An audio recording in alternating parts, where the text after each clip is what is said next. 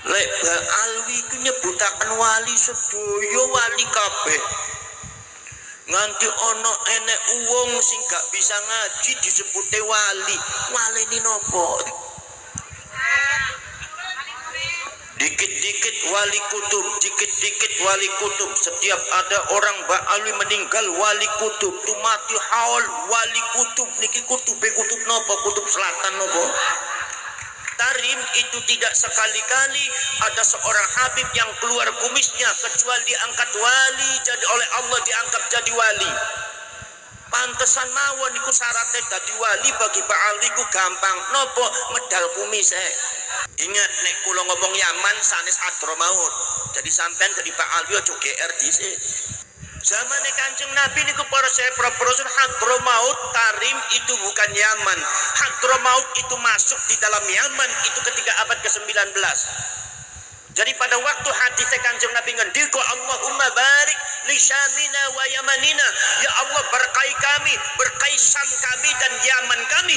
Kanjeng Nabi mendoakan untuk Yaman, itu pada waktu itu tidak termasuk Hadramaut dan Tarim. Kenapa? Sebab Hadramaut dan Tarim ketika itu belum termasuk Yaman, sedangkan Ba'ali asalnya bukan dari Yaman asli tapi dari Hadramaut dan Tarim.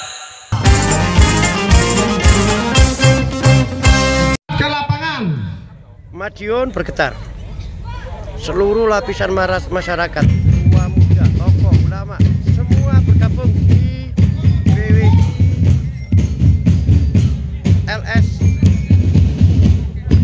Semua mendukung tesis Yai Mat. Ya lalwaton, ya lalwaton, Ubul waton minal iman.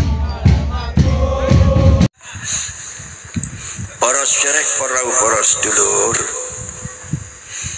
kalian itu adalah bangsa besar. Kalian itu adalah bangsa besar. Kebesaran bangsa dan leluhur kalian itu sudah tertoreh dalam sejarah. Kebesaran Nusantara itu bukan kebesaran omong kosong, bukan kebesaran mitos, bukan kebesaran dongeng, tetapi betul-betul kebesaran yang tertoleh, tertulis di dalam sejarah historikal. Panjenengan itu bangsa besar. Kiainya panjenengan tuh kiai-kiai besar. Ulama panjenengan bukan ulama sembarangan. Jadi mohon maaf, ulama Jawa Timur, kiai Jawa Timur, ulama Indonesia jangan dibandingkan dengan Mbak Alwi. Tidak ada apa-apanya itu Mbak Alwi.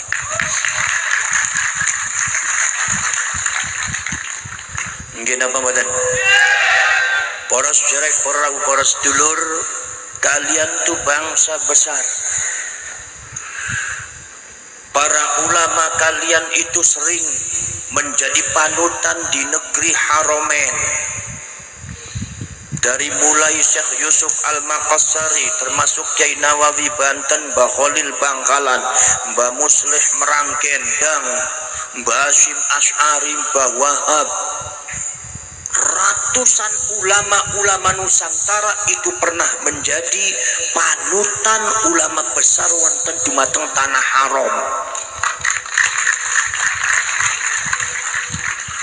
Niku poros ulama Indonesia itu derajatnya poros dulur itu derajat sampai mencapai satu kajian tasawuf yang tinggi sing disebute nopo, yaiku adalah min jumlatil aulia.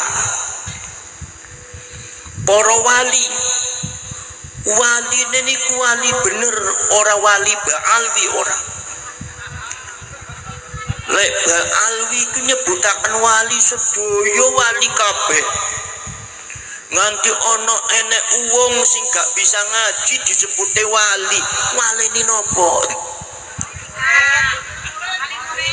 Dikit-dikit wali kutub, dikit-dikit wali kutub. Setiap ada orang Mbak Alwi meninggal wali kutub. Padahal di dalam sejarahnya itu adalah orang itu bukan termasuk orang yang istimewa di dalam keilmuan, bukan termasuk orang yang istimewa di batang amal ibadah, bukan termasuk orang yang istimewa di dalam strata sosial, tapi begitu mati haul wali kutub niki kutub nopo, kutub selatan nopo. Iki sampean aja niru Ba'alwi, dikit-dikit wali. Nganti seolah-olah masya Allah Ba'alwi ku gampang dadi wali. Nek wong Madiun susah dadi wali. Sepinter-pintere Madiun gak akan jadi wali. Tapi nek Ba'alwi bagian bodoh salate belang-belentong dadi wali. Jawab siji opo ndasmu gundul. Mungkin apa mboten? Loh apa sebabnya di Ba'alwi itu banyak wali? Sebabnya ada seorang oknum Habib mengatakan bahwasanya di Hadramaut di Tarim itu tidak sekali-kali ada seorang Habib yang keluar kumisnya kecuali diangkat wali, jadi oleh Allah diangkat jadi wali. Pantesan mawon iku syaratnya dadi wali bagi Ba'alwi ku gampang nopo medal kumise. Ulo berarti ki sing metu kumise kabeh wali kabeh niku. Nek Gus Khairi niki dereng dados wali setengah niku. Lho sing ana jenggote berarti wali kutub, jenggote panjang berarti kutbul aktab. Ndasmu iki dagelan apa agama ki? Mungkin apa mboten? Ini betul-betul apa yang disampaikan oleh Kiai tadi, betul itu sangat menyesatkan, memframing mereka seolah-olah sangat luar biasa. Maka dari itu para sedulur, saya harapkan di batang masyarakat Indonesia dan Madiun jangan terbawa arus oleh framing siapapun, termasuk Ba'alwi akan kebesaran mereka dan menginjak-injak kita dalam data sejarah. Justru yang besar adalah bangsa kita. Kenapa mboten? Dosa sing besar niku bangsane panjenengan. Panjenengan itu bangsa besar. Rumiyin poros cerek poros dulu pada waktu abad ke-14, abad ke-15 Masehi, seluruh dunia mencari Indonesia. Mana Indonesia? Mana itu Indonesia? Mana Nusantara? Kenapa sebabnya Indonesia dicari? Karena dawuh Kanjeng Nabi 1500 tahun yang lalu sudah menceritakan tentang satu bangsa yang diperkirakan bangsa itu adalah Indonesia. Yang menafsiri adalah para ulama merujuknya kepada Indonesia. Ada yang berdasarkan satu kajian yang sangat luar biasa bahwa Ka'bah niku pojoke ono papat, ono Ruknul Aswad, ono Ruknul Yamani, ono Ruknul Syami. Nek Syami, Ruknul Syami menuju pojoke garis wonten dumateng negara Syam, nek Yamani wonten Yaman. Para cerek para sedulur, ingat nek kula ngomong Yaman sanes Hadramaut. Jadi sampean jadi Ba'alwi aja GR dhisik. Jadi menungso GR nemen. Zaman Kanjeng Nabi niku para Rasul Hadramaut Tarim itu bukan Yaman. Hadramaut itu masuk di dalam Yaman itu ketika abad ke-19. Jadi pada waktu hadis Kanjeng Nabi ngendika Allahumma barik li Syamina wa Yamanina, ya Allah berkahi kami, berkahi Syam kami dan Yaman kami. Kanjeng Nabi mendoakan untuk Yaman, itu pada waktu itu tidak termasuk Hadramaut dan Tarim. Kenapa? Sebab Hadramaut dan Tarim ketika itu belum termasuk Yaman, sedangkan Ba'alwi asalnya bukan dari Yaman asli tapi dari Hadramaut dan Tarim.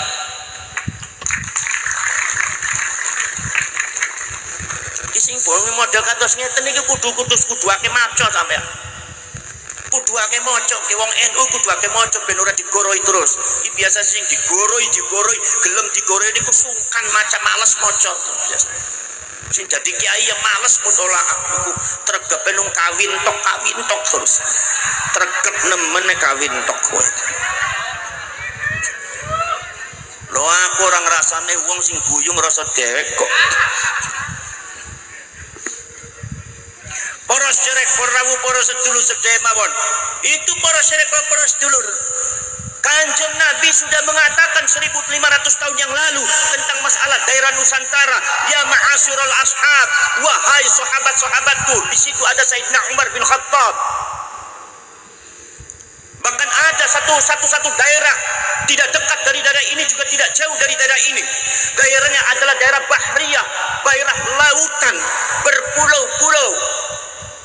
banyak pantainya, di situ adalah surga dunia, semuanya ada di situ. Yang tidak ada di negara lain, di daerah lain, di situ pasti ada. Kekayaannya sangat luar biasa, dan luar biasanya lagi di sana akan melahirkan jutaan banyak ulama-ulama saya, dan masyarakatnya mencintai saya dan saya mencintai mereka. Pripun Kanjeng Nabi boten demen boten sayang teng panjenengan. Wong panjenengan digoro ning Mbak Alwi Kindel mawon, sayang nemen niku. Ning aku ben ningali sampean disayang nemen ku model kaya kiye kok digoroi. Wis dadi kiai mondok 19 tahun ya percuma ilmu kemana digoroi dihapusi teng Mbak Alwi ya Allah. Nggih napa mboten? Syukur ngaku dewek ta syukur. Biasane gak ene sing ngaku biasa. Poros cerek poramu poros sedulur mawon. Akhirnya poros cerek poros sedulur, catatan ini kemudian dicatat di benak orang, termasuk di negara Eropa pada waktu terjadi Renaissance. Renaissance paham napa mboten Bu? Gak paham? Ya wis gak usah dipikiri kali dirongone kok. Model kayak Renaissance opo wong aku gak ngerti artinya Renaissance opo kok. Poros cerek, poros dulur, kebangkitan Eropa akibat daripada pengenalan bercampur bau berasimilasi dengan teknologi Islam ketika itu. Setelah zaman peradaban Spanyol itu, setelah Renaissance, maka orang-orang Eropa kemudian poros dulur menemukan satu riwayat hadis dari Kanjeng Nabi. Ada sebuah daerah di mana daerah itu sangat kaya raya, di mana daerah itu adalah merupakan berlian bagaikan mutiara di tengah-tengah bumi atau di tengah-tengah lautan. Surga dunia, di situ ada semua, kekayaannya sangat melimpah, bakal menjadi rebutannya orang seluruh dunia, dan banyak melahirkan para ulama Islam, dan mereka umat Kanjeng Nabi sayang kepada mereka, dan mereka juga mencintai Kanjeng Nabi. Iku para Rasul sing pertama kali golek sapa? Sing pertama golek ini ku adalah Inggris. Mengirimkan kono bala tentaranya, memiliki ekspedisinya, dan itu adalah seorang yang disebut dengan Christopher Columbus. Keluar tengah ekspedisinya, cari itu yang satu daerah yang disebutkan oleh Muhammad, mana daerahnya, dan kau bisa kuasai itu. Jadi imperialisme itu bisa jadi dasarnya di antaranya. Begitu Columbus mencari boten ketemu, malah nyasar kepanggil kali nopo, kali Amerika, menemukan Amerika. Maka para sejarawan mengatakan, kalau seumpama tidak ada isu Indonesia, kalau tidak ada isu Nusantara, niscaya Amerika tidak akan ada. Iki hebatnya negara ini sampean kita. Gini apa mboten? Model begini ada sejarahnya, sejarah di daerah Nusantara. Ning sejarah golongan Habib Hadramaut gak ene. Gak ada. Poros cerek poros sedulur sedaya mawon. Lah niku poros cerek poros sedulur begitu mencari. Belanda mencari, Portugisnya mencari, Jerman mencari, Amerikanya mencari. Begitu Portugis mendarat di dalam satu daerah yang disebut daratan India. Di situ rempah-rempahnya banyak. Di situ juga ada beberapa buah-buahan, dan ada rempah-rempah dan pohon-pohonan yang di Eropa tidak ada, di situ ada. Ikan yang direpot di Eropa tidak ada, di situ ada. Akhirnya Inggris poros dulur mengatakan inilah daerah yang disebutkan oleh Muhammad. Maka segera pada waktu itu Inggris langsung menguasai India. Poros dulur. Tapi Portugis dan Belanda mengatakan Inggris salah. Kenapa salah? Bukan India daerahnya. Kenapa sebab kalau India itu negaranya itu adalah satu negara daratan semua, disebutnya juga anak benua. Tidak ada lautannya kecuali sedikit yang ada di sampingnya saja. Tidak berpulau-pulau, tidak sesuai dengan apa yang diisyaratkan oleh Nabi Muhammad SAW. Makanya Belanda dan Portugis tetap mencari. Begitu Belanda ikut para pura-pura tengah-tengah lautan, mendarat dalam satu daerah, kemudian ketemu dengan seseorang. Di dalam perahunya adalah membawa satu rempah-rempah yang sangat banyak. rempah-rempah, kemudian makanan, kemudian juga nopo namine adalah buah-buahan dan hasil bumi yang sangat banyak, sangat luar biasa. Yang di Eropa tidak ada, di situ ada. Yang di daerah lain tidak ada, di situ ada. Akhirnya kemudian diberikan cara-caranya, cara-cara untuk masaknya, cara-cara menggunakannya. Orang-orang Portugis dan orang Belanda kaget. Ini sangat luar biasa. Ini rempah-rempahnya lebih hebat daripada rempah-rempah yang ditemukan oleh Inggris. Akhirnya ditanya, sampean dari mana? Kata awak kapal mengatakan, kami adalah dari bangsa Malaka. Malaka itu adalah pucuk Sumatera. Akhirnya begitu orang itu pulang langsung dikuntit. Begitu dikuntit para sedulur, maka Portugis datang di Malaka ketika itu adalah perdagangan. Ternyata Malaka sesuai dengan yang didawuhkan oleh Kanjeng Nabi. Pucuk Sumatera merupakan satu daerah yang pertama kali diampiri dumateng Portugis para sedulur untuk membelah kekuasaannya dari Sabang sampai Merauke. Orang-orang Eropa datang ketika itu langsung para sedulur Portugis mempelajari, ternyata betul ada Sumatera, ada Kalimantan, ada Sulawesi, ada Jawa, dan berpulau-pulau lebih daripada 17.000 pulau. Portugis geleng-geleng kepala. Kemudian juga Masya Allah tanahnya sangat subur. Ikan-ikannya luar biasa, rasa lisannya lebih hebat daripada yang lain, lebih gurih daripada yang lain. Pohon-pohonannya sangat banyak. Tongkat ditanam dituju langsung jadi tumbuhan, tidak perlu ada pupuk-pupuk lagi. Kekayaannya sangat luar biasa. Akhirnya kata Portugis, ini daerah yang diisyaratkan oleh Nabi Muhammad SAW. Maka setelah itu, yaitu pada waktu tahun 1511, maka Portugis menguasai Malaka. Begitu Portugis menguasai Malaka, Belanda mendengar Portugis menguasai Malaka. Akhirnya perang proses dulu. Belanda masuk menguasai Jawa, Belanda masuk menguasai Sumatera Selatan, dan Belandanya masuk lagi menguasai Kalimantan, menguasai Jawa seluruhnya, sehingga Belanda akhirnya merebut lebih banyak dari para Portugis, yaitu kekuasaan ada di Nusantara. Ternyata betul kata orang Belanda, maka inilah daerah yang dimaksud oleh Nabi Muhammad SAW. Maka kemudian di dalam sejarah peradaban mereka disebut, kalau Inggris itu adalah Indianya Inggris, maka Indonesia disebutnya Indianya Belanda. Dalam bahasa India adalah Hindia Belanda. Wis ngerti gak ngerti, sing penting mantuk-mantuk beres. Ngantuk napa mboten, Bu? Gak apa-apa ngantuk. Wong aku wis biasa kok ditinggal ngantuk kok. Biasane nek wis tuwek-tuwek, peot-peot iku biasane ngantuk niku biasane malaikat Israil teko niku biasane. Biasane tekon malaikat Israil niku. Ya mboten ku wong dalung di mesti ngantuk. Ya mboten lho. Ning ngaos teng pengajian niku mesti ngantuk. Nggih sampun dalu mboten dalu tok niku panjenengan enjing-enjing ngaos dumateng kiai nek teng masjid ngantuk napa mboten? Ngantuk nek siang-siang bakda zuhur jam 1 siwuk benter-bentere panas-panase ngantuk napa mboten?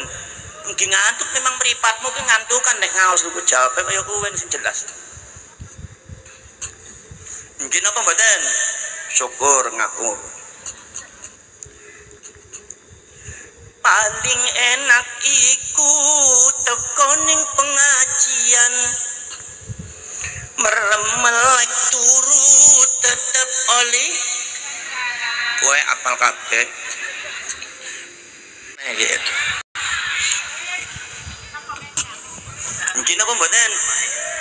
Poros cerek poros dulus teh mawon niku. Ketemu Indonesia maka poros cerek poros dulus teh mawon. Ketika Belanda sudah datang di Indonesia, ketika Eropa menginjakkan kaki di Indonesia, ternyata Indonesia sudah memiliki peradaban yang sangat luar biasa, bahkan lebih hebat daripada peradaban Eropa.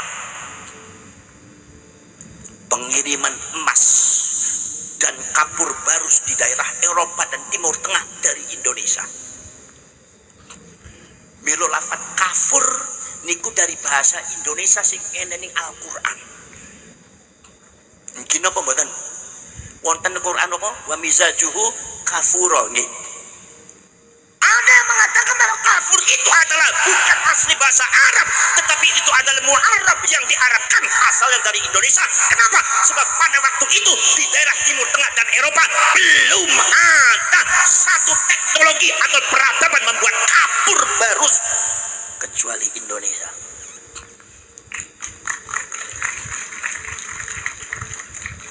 Ojo macem-macem orang Indonesia kayak modal irung dawat tok.